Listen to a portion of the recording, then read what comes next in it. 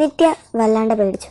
ഒരു നിമിഷം ഇതൊക്കെ സത്യമല്ലാതിരിക്കണേ എന്ന് അവൾ ആഗ്രഹിച്ചു. അവൾ ഉടനെ തന്നെ ഒരാളെ വിളിച്ചു. ഹലോ നീല. നിത്യ നിത്യ നീ എന്തിനാ കരയുന്നേ? നിത്യ നിനക്ക് എന്താ പറ്റിയേ? എന്തിനാ നീ കരയുന്നേ? വിഷ്ണു ആരെയാ ശരിക്കും സ്നേഹിച്ചത്? വിഷ്ണു ആരെയാ ശരിക്കും പ്രണയിച്ചത് എന്ന് നിത്യ അത് അവൻ പറഞ്ഞില്ല. ഞാൻ ചോദിച്ചത് വിഷ്ണു ശരിക്കും ആരെയാണ് പ്രണയിച്ചത് എന്ന് ഞാൻ ചോദിച്ചത്. ഞാൻ പറയാം, അവൻ ശരിക്കും സ്നേഹിച്ചത് എന്നെ അല്ല നിത്യ, നിന്നെയാണ്. അവൻ വന്നത് നിനക്ക് വേണ്ടിയാ. നിന്നോടുള്ള സ്നേഹം കൊണ്ടാ ഒന്നും പറയാതെ അവൻ പോയത്. സോറിയുടെ പൊണ്ണ്, ഞാനൊന്നും അറിഞ്ഞില്ലല്ലോ. ഇപ്പൊ നേരിട്ട് കണ്ടപ്പോഴാണ് അവന്റെ റൂമിൽ എന്റെ ഒത്തിരി ഫോട്ടോസ് കണ്ടിട്ട് എനിക്ക് പറ്റണില്ലേ. നിങ്ങളൊരു വാക്ക് എന്നോട് പറഞ്ഞത് പോലില്ലല്ലോ. എടാ, നീ എന്ന് വെച്ചാ അവന് ജീവനാടാ. നിനക്ക് വേണ്ടിയാ അവൻ ജീവിക്കുന്നത് പോലും.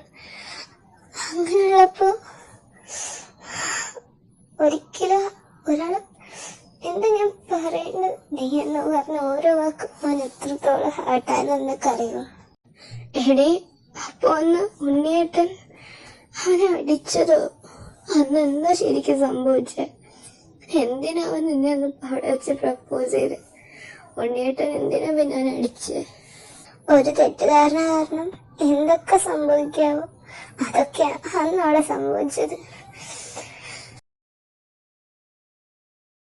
നീല, ഞാൻ എന്തായാലും ഇന്നാള് പ്രപ്പോസ് ആകാൻ പോവാണ്. കാരണം ഈ റൂമർ കൂടിക്കൂടി വരികയാണ് നമ്മൾ തമ്മിലുള്ളത്. അത് ശരിയാവില്ലടാ. അവള് എന്നെ പറ്റി ഇപ്പൊ തന്നെ നല്ലതായിട്ട് എന്തെങ്കിലുമൊക്കെ വിചാരിച്ചാണ്. പിന്നെ ഒരു കാര്യം അറിയാം, നീ എന്നെ എങ്ങനെ കാണണേന്ന് ഞാൻ നിന്നെ എങ്ങനെ കാണണേന്ന് നമുക്കറിയാലോ. അത് മതി, പറയേണ്ടവരൊക്കെ പറയട്ടെ. പിന്നെ എന്റെ കൊച്ചിനെ പറഞ്ഞ് മനസ്സിലാക്കണം. പിന്നെ നിന്റെ ഉണ്ണിയേട്ടനെ. നല്ല നിഗമനം. പോയി പ്രപ്പോസ് ആക്കാൻ എത്ര ദിവസം കൊണ്ട് പറയാൻ അറിയുന്നു. ഈ റൂമറൊക്കെ പിന്നെ പടരുമായിരുന്നു. എന്തായാലും നീ പ്രപ്പോസ് ആക്ക്. അല്ല, നീ ആദ്യം എന്നെ ഒന്ന് പ്രപ്പോസ് ആക്ക്, എന്നിട്ട് നീ പോയി ആളുടെ അടുത്ത് പ്രപ്പോസ് ആക്ക്.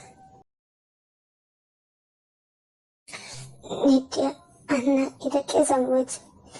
അവനെന്നെ പ്രപ്പോസ് ആക്കിയത് ഒരിക്കലാണ്, അല്ലാതെ ഞങ്ങളൊന്നും ശരിക്കൊന്നുമില്ല. നിത്യ, നിന്റെ തീരുമാനം എന്താ?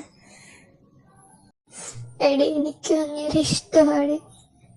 എനിക്കറിയില്ല എപ്പോഴെന്നെ മനസ്സിൽ കൂടിയെന്ന്. പക്ഷെ അറിയില്ല, ഞാൻ പറയാൻ പോവാ എനിക്ക് ഇഷ്ടമാണെന്ന്. താങ്ക്സ് നിത്യ. അവന്റെ 6 വർഷത്തെ പ്രണയം പൂർത്തിയാകാൻ പോകുന്നത്. Thank you so much. അങ്ങനെ കുറച്ച് സമയം കടന്നുപോയി. നമ്മുടെ നിത്യ നല്ല ഷോക്കിലായിട്ട് ഒരു മൂലക്കിരിക്കണം. അപ്പോഴാണ് വെളിയിൽ ആരോ വന്നെന്ന് മനസ്സിലായി. ബട്ട് അവൾക്ക് ഉറപ്പായിരുന്നു അത് കിച്ചു ആയിരുന്നു.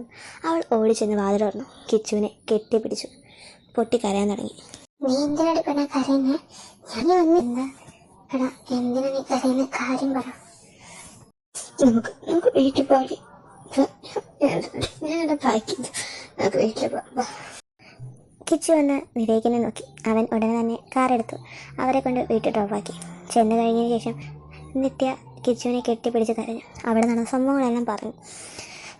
അതെല്ലാം അറിഞ്ഞ് കിച്ചു നല്ല ഷോക്കിലായിരുന്നു.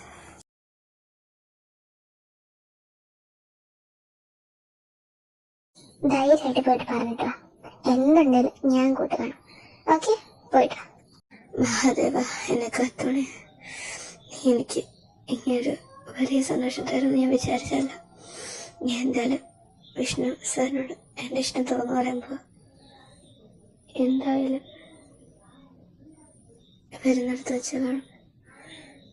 May I come in sir? Yes, coming Nithya. വരാൻ വേണ്ടി ഞാൻ വെയിറ്റ് ചെയ്യായിരുന്നു. എങ്കിൽ എന്നോട് ഒരു കാര്യം പറയാനുണ്ട്.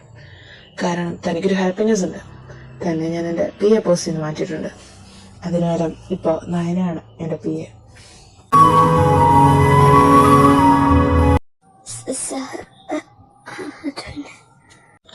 പിന്നെ എൻ്റെയും നയനയുടെയും മാരേജ് ഉറപ്പിച്ചു പപ്പ. അഞ്ജലിയുടെയും വൈശാഖേട്ടൻ്റെയും മാരേജ് കഴിഞ്ഞ് എങ്ങാണ്ട് ഇത്ര ദിവസം കഴിഞ്ഞ് ഞങ്ങളുടെ രണ്ടിൻ്റെ മാരേജാണ്. തൻ്റെ സെക്കൻഡ് ഹാപ്പി ന്യൂസ് അതാണ്. ഓക്കെ, അത്രേ ഉള്ളൂ. തനിക്ക് ഇപ്പോൾ അവിടെ ഒരു ക്യാബിനുണ്ട്, അവിടെ അഞ്ജലിയുടെ ക്യാബിൻ്റെ അടുത്ത് താൻ പോയിക്കോ.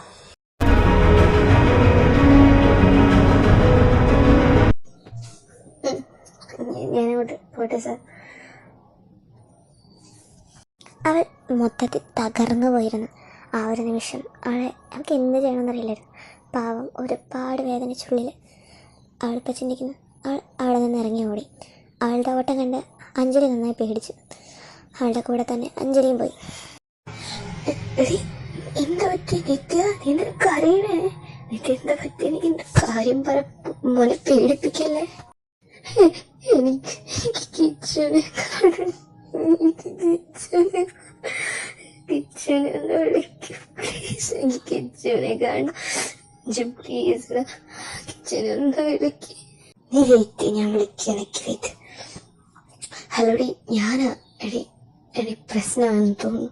നീ ഒന്ന് ഓടി ഞങ്ങളുടെ മണ്ടക്കത്തെ ബിൽഡിങ്ങിലേക്ക് ഒന്ന് പാടി. നിത്യ ഇവിടെ നല്ല കരച്ചിലാടി. നിന്നെ കാണണമെന്ന് പറഞ്ഞ് ഒന്ന് ഓടി വാ പെണ്ണെ, പ്ലീസ് ഓടി വാ. എന്താ പറ്റിയേ? എടി എന്ത് സീനായോ? എടി എന്റെ കാര്യം പറഞ്ഞിട്ട് വെക്ക്. അഞ്ജു ഈശ്വര, അവള് കട്ട് ചെയ്തില്ല. വിവേക് സാർ, ഞാനൊന്ന് നെറ്റിയുടെ അടുത്തേക്ക് പോവാ. ഞാനിപ്പോ വരാം. ഓക്കെ, നെറ്റിയുടെ അടുത്തോട്ടൊന്ന് പോയിട്ട് വരട്ടെ.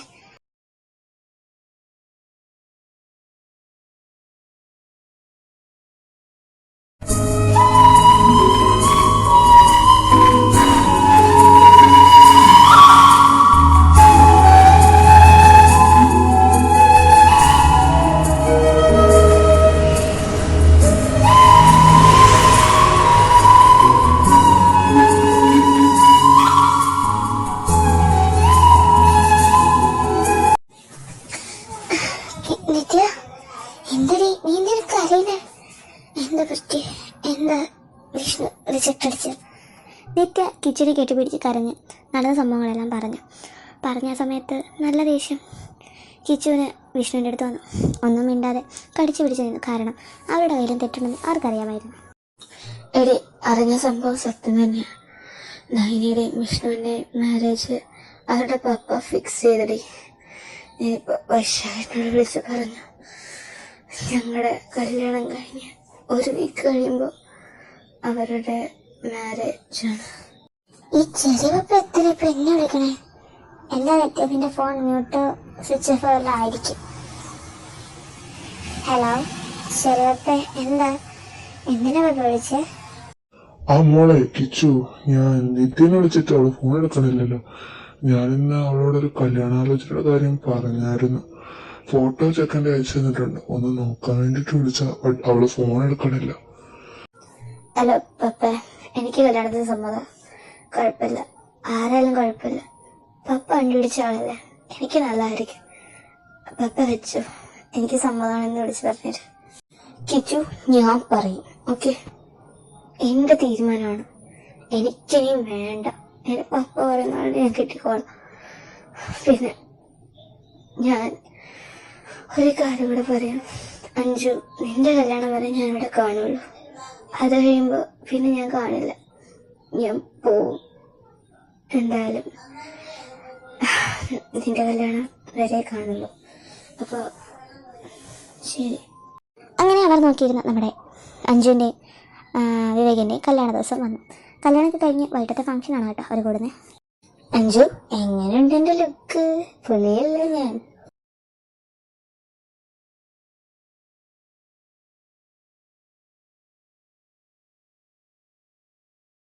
പിന്നെ എന്റെ കുട്ടി സൂപ്പർ അല്ലേ? എന്റെ കിച്ചുവിന്റെ വലുതാ വരുന്നു.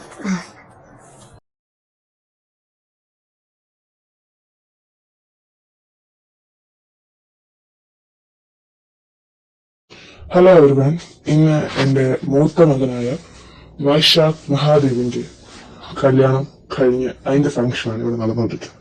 പിന്നെ വേറൊരു അറിയിപ്പൂടെ, എന്റെ ഇളയ മകനായ വിഷ്ണു മഹാദേവിന്റെ കല്യാണവും അടുത്ത ആഴ്ച തന്നെ കാണുന്നതാണ്. പിന്നെ എൻ്റെ രണ്ടാമത്തെ മകനായ വിവേക് മഹാദേവിന് ഒരിച്ചിരി ഗ്യാപ്പ് കൊടുക്കണം എന്ന് പറഞ്ഞുകൊണ്ടാണ് അവനെ കെട്ടിക്കാത്തത്. അന്നേരം എനിക്കിതേ പറയാനുള്ളൂ. ആരും ഇന്ന് ഇവിടെ വെച്ച് അവരുടെ എൻഗേജ്മെന്റ് നടത്താൻ ഒരു പ്ലാനിങ് ഉണ്ട്. അപ്പോ കുറച്ച് കഴിഞ്ഞിട്ട് അതും നമ്മൾ നടത്തുന്നതായിരിക്കും. അങ്ങനെ കുറച്ച് സമയം കഴിഞ്ഞു. അങ്ങനെ അടിച്ചൊക്കെ പൊളിച്ച് നമ്മുടെ വിഷ്ണുവിൻ്റെയും നയനയുടെയും എൻഗേജ്മെൻറ്റിൻ്റെ മോതിരം റിങ് കൊണ്ടുവന്ന ടൈമിൽ നമ്മുടെ നിത്യയ്ക്ക് നല്ല സങ്കടമായി. അവള് കിച്ചു, നമുക്ക് പോയാലോ? ഇനിയുടെ നിന്നാൽ ശരിയാകത്തില്ല. അഞ്ജു, ഞങ്ങൾ പൊക്കോട്ടടാ. അതെന്താടാ ഇത്ര നേരത്തെ? കുറച്ചുകൂടെ നിന്നിട്ട് പോയാൽ പോരെ? ഫംഗ്ഷൻ ഇപ്പൊ കഴിയില്ലേ? അഞ്ജു വേണ്ട, നീ പറയുന്നവരല്ല, അവളുടെ സാഹചര്യങ്ങൾ നീ മനസ്സിലാക്ക്. ഞങ്ങൾ അങ്ങോട്ട് പോവാം. അപ്പോൾ 2 ദിവസം കഴിയുമ്പോൾ നീ ഓഫീസിലേക്ക് വരുമോ? അങ്ങനെ അവരവിടെ നിന്ന് പോയി. ഓഫീസിലെ ഒരു സിയോടെ മാരേജാണ് കഴിഞ്ഞതുകൊണ്ട് തന്നെ 2-3 ദിവസം അവർക്ക് ലീവ് ഉണ്ടായിരുന്നു. അന്നേരം ആ ലീവൊക്കെ കഴിഞ്ഞ് ഓഫീസിലേക്ക് പോകുന്ന ആ ദിവസം അന്നേരം നീ പോയി പറഞ്ഞിട്ടോ, ഞാനും വിവേക് സാറിനെ ഒന്ന് കാണട്ടെ. നീ പോയിട്ടോ. May I coming sir? Nithya വരൂ, ഇരിക്കും. എന്താടാ? ഇതാ സർ, സാർ എനിക്ക് ഇത്ര തന്ന വർക്ക്സ് എല്ലാം ഞാൻ കംപ്ലീറ്റ് ആക്കിയിട്ടുണ്ട്. ഇത്രയും വർക്ക്സ്? എടി, ഞാനത് നിന്നോട് ഒരാഴ്ച കൊണ്ട് ചെയ്ത് തീർക്കല്ലേ പറഞ്ഞേ.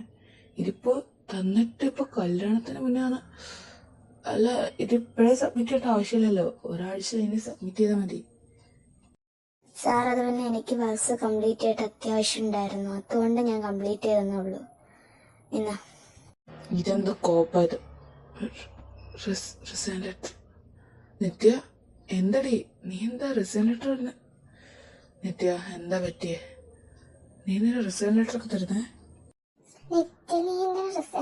കൊടുക്കണേ എടി, ഞാൻ വേണേ PFOസിന് മാറിക്കോളാം. നീ തന്നെ ആയിപ്പോ, എനിക്ക് കുഴപ്പമൊന്നുമില്ല. ഞാൻ പി ആണെന്ന് പറഞ്ഞ നീ മാറണ്ട പ്ലീസ്. ഇവിടെ തന്നെ വർക്ക് ചെയ്യ പ്ലീസ്. നയന, കൂൾ കൂൾ, നീ ഒന്ന് മനസ്സിലാക്ക്. ഞാൻ റിസൈൻ ലെറ്റർ എന്നാൽ നിങ്ങൾ എന്നെ പോസ്റ്റ് ചെയ്ത് പിടിച്ച് മാറ്റിയനോ അതിനോ വല്ല സങ്കടം കൊണ്ടോ ഒന്നുമല്ല.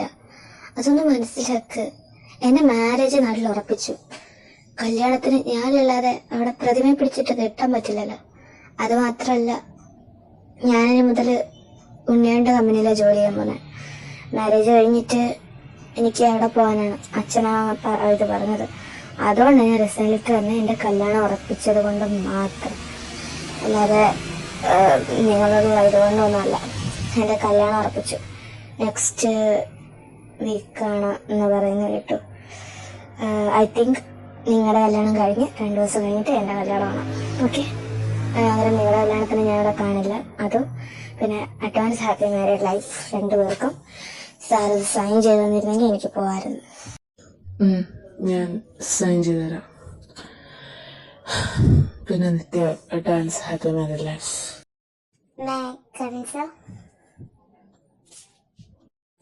സാർ, ഇത് സാറിരിക്കാത്ത വർക്കൊക്കെ അത് ഞാൻ കംപ്ലീറ്റ് ആക്കിയിട്ടുണ്ട്. പിന്നെ ഇതോടെ പിടിക്കണം. ഞാൻ ഇവിടുന്ന് റിസൈൻ ചെയ്യാൻ പോവാം.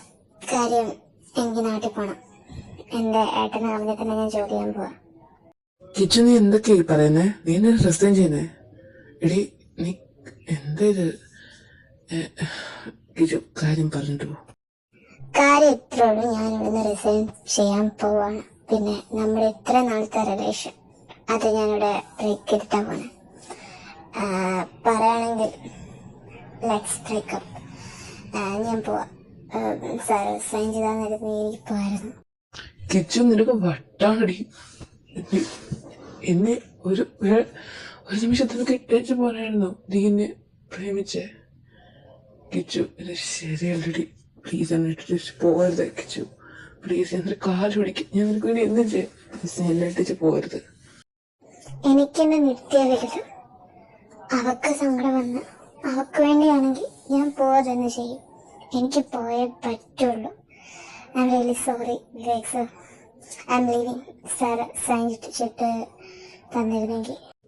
ഒരിക്കലും ഞാൻ തടയില്ല കിച്ചു. കാര്യം, ഞാൻ നിന്നെ പ്രണയിച്ചിട്ടില്ലല്ലോ. അതുകൊണ്ട് നീ വിഷമിക്കുന്ന ഒരു കാര്യം എനിക്ക് ചെയ്യാൻ പറ്റില്ലല്ലോ. അതുകൊണ്ട് ഞാൻ എനിക്ക് സൈൻ ചെയ്തു തരാം. പിന്നെ നിനക്ക് വേണ്ടി നിന്നെ മാത്രമേ ഞാൻ കല്യാണം കഴിക്കുള്ളൂ വെച്ചു. വേറെ ആരെയും ഞാൻ കല്യാണം കഴിക്കില്ല. ചിലപ്പോൾ നിനക്കത് പറ്റിയേക്കാം, പക്ഷെ എനിക്കത് പറ്റില്ല. കാര്യം ഞാൻ എല്ലാം കൊണ്ടും നിന്റെ ആയിരുന്നു, ഇപ്പോഴും നിന്റെ തന്നെയാണ്. അങ്ങനെ നമ്മുടെ കിച്ചുവും നിത്യയും അങ്ങനെ അടുത്ത ദിവസത്തെ ഫ്ലൈറ്റിന് അവർ നാട്ടിൽ ചെല്ലുകയാണ് കേട്ടോ. അങ്ങനെ നാട്ടിൽ ചെന്ന സമയത്ത് നമ്മുടെ ഉണ്ണിയാണ് കൂട്ടാൻ വരുന്നത്. അപ്പോൾ ഉണ്ണിനെ കണ്ട് പിന്നെ അവർ പോയത് ആദ്യം ഉണ്ണീൻ്റെ വീട്ടിലേക്ക്, അതായത് നമ്മുടെ നിലയുടെ അടുത്തേക്കാണ്. അങ്ങനെ നമ്മുടെ നിത്യയും കിച്ചുവും എല്ലാവരും കൂടെ നമ്മുടെ നിത്യയുടെ വീട്ടിലേക്ക് പോകണം കേട്ടോ. വന്നല്ലോ മോളെ, നീ ഇങ്ങനെ വന്നിരുന്ന രാഹുൽ അവനോട് എന്തൊക്കെയോ സംസാരിക്കാനുണ്ടെന്ന്. ഞാൻ പോയി ഫ്രഷ് ആയിട്ട് വരാം പപ്പേ. ഞാൻ എന്തായാലും ഫ്രഷ് ആയിട്ട് ഞാൻ വന്ന പോലല്ലേ. മോളെ കുളിച്ചിട്ട് വന്നോ? അതെ രാവിലെ നിനക്ക് എന്തെങ്കിലും പറയാനുണ്ട്. ഇപ്പൊ പറഞ്ഞു കല്യാണം കേട്ടുറപ്പിച്ചു. പിന്നെ എന്തായാലും ചടങ്ങ് മാറ്റി വെക്കണ്ടെന്ന് വിചാരിച്ചിട്ട് പറഞ്ഞത്. രാഹുൽ, നിനക്ക് എന്താടാ? നീ എന്തിനാ എന്നെ കേട്ടാന്ന് ഉറപ്പിച്ചേ? സത്യമായിട്ടും പപ്പേനോട് ഞാൻ ഓക്കെ പറയുന്ന സമയത്ത് ചെറുക്കൻ നീയാണെന്ന് ഞാൻ അറിഞ്ഞ കൂടിയില്ല. അതുകൊണ്ട് മാത്രം അറിഞ്ഞ ടൈമിൽ ഞാൻ ഷോക്കായി പോയി നീയാണെന്ന്. എനിക്ക് വയ്യ എൻ്റെ പൊന്ന് രാഹുലെ. എൻ്റെ പൊന്ന് നിത്യത, എനിക്ക് നിന്നെ പണ്ട് മുതലേ ഇഷ്ടമാണ്. അതുകൊണ്ടാ, അല്ലാതെ നീ വിചാരിക്കുന്ന പോലെ എനിക്ക് അനീഷിനൊന്നും സിൻസിയർ ലവ് ഇല്ല.